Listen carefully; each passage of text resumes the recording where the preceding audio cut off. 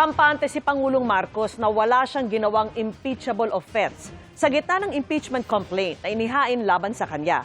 Tinawag din ng palasyo na fake news ang mga espekulasyong pakawala mismo ng Pangulo ang abogadong naghain ng reklamo. Nakatutok si Ivan Mayrina. Wala pa umanong nakukuha si Pangulong Bongbong Marcos na kopya ng isinampang impeachment complaint laban sa kanya. At sa ngayon, ay wala pa umanong ginagawang paghahanda ang kanyang legal team ayon sa palasyo. Pero kampante umano ang Pangulo. Hindi naman po siya nababahala dahil alam po niya na wala siyang ginawa na impeachable offense na maaaring masabi na siya ay dapat managot. Ayon pa sa palasyo, hindi na ikinagulat ang Pangulong impeachment complaint. Nauna lang sinabi ng palasyo, bagaman walang basihan ng mga tinukoy na grounds for impeachment, ay makakasama pa rin sa Pangulo at sa ekonomiya ng bansa ang paghahain ng reklamo. Kahit sino pa po ang nag-file niyan, hindi maganda sa imahe ng Pangulo na siya ay masampahan ng impeachment complaint. Hindi rin po ito maganda sa pananaw ng mga ekonomista sa ating ekonomiya. Sagot niya ng palasyo sa pinalulutang na espekulasyong pakawala rin ng Pangulo ang abogadong naghain ng reklamo dahil dati na ito naghain ng disbarment case laban sa isang personalidad na kritikal kay First Lady Luis Araneta Marcos. Kung nagsampa man siya ng disbarment case, ito ay on his own volition.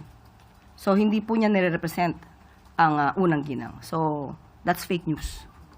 Itinanggi rin ng palasyo na panglihis lang ito sa mga hinaharap na isyu ng Pangulo tulad ng paratang ni Davao Representative Paulo Duterte.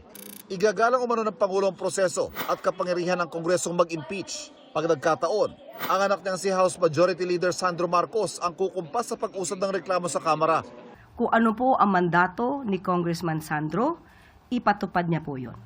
Wala dapat siyang kinikilingan. Kahit ama niya po ang masasabing malalagay dito sa impeachment complaint. Isa sa mga ginamit na basehan sa inihaing impeachment complaint ay ang paglikha raw ng Pangulo sa ICI para protektahan ang mga tiwaling kaalyado. Mariin niyang pinabulaanan ng palasyo at inihalimbawa pa ang naging kaalyansa ng Pangulo noong nakaraang eleksyon. Sabi niya malungkot siya dahil nakasama niya ito sa alyansa at kaibigan niya, si Senator Bong Revilla. Pero ganun pa man, proseso pa rin naman nanaig.